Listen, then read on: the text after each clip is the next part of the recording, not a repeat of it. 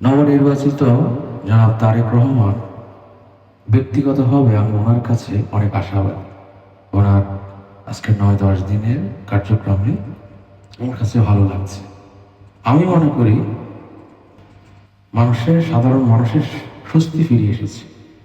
সেই জায়গায় আমরা খুশি হওয়ার জায়গায় আবার আন্দোলন, আবার অভ্যুত্থান, আমরা আরেকটা ইশারার জন্য আন্দোলন, ইশারার সাথে সাথে আন্দোলন নেমে যাবে।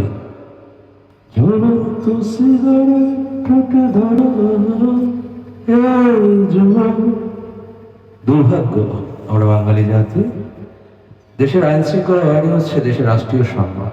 দেশের সম্মান মানে হচ্ছে দেশের আইন শৃঙ্খলা বাহিনী, সেনাবাহিনী, যৌথ বাহিনী, বিমান বাহিনী, যারা নিজের জীবন উৎসর্গ করে দেশের মাটির জন্য নিজের জীবনটাকে উৎসর্গ করে। আর আমরা কি করছি? তারা যখন তাদের ডিউটি পালন করছে সেখানে আমরা তাদেরকে সম্মানের জায়গায় দুর্নাম করছি।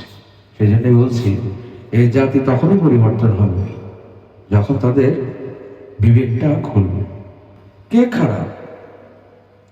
কিছু মানুষের পেট ভরেছে কিন্তু বুক ভরে নাই, তাদের খাইশ মিটে নাই।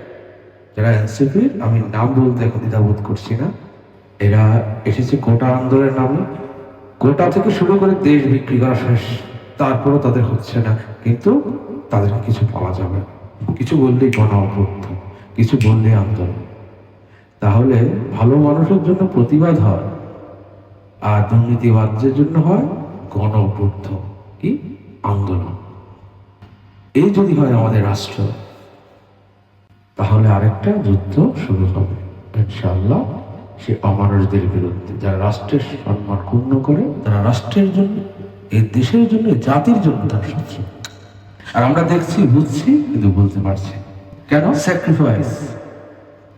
এদেশের লাল সবুজের পতাকা রক্ত দিয়ে কিনেছে, আর কোনো মায়ের যেন মুখ খালি না।